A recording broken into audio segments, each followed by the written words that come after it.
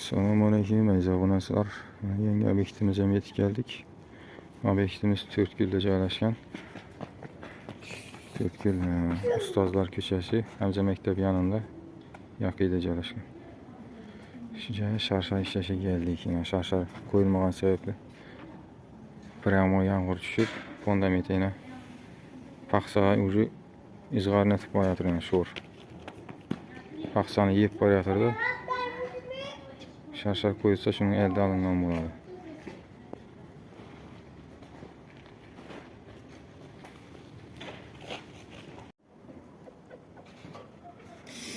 Sharshlarimizni yine aytgan etib qo'yib berdik. Qarashning svetinden suvakarlardan qo'ydik.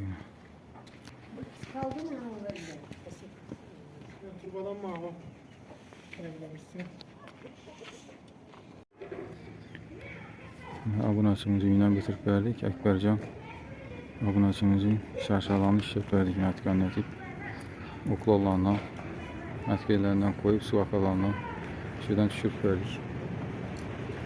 Trubanı aylanıp öttük işimiz. Kalem bile.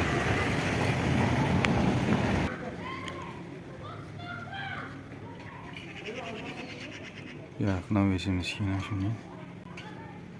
Cami 40 metre şarşar, 5 tane truba. Cami rasyotumuz 2 milyon 660.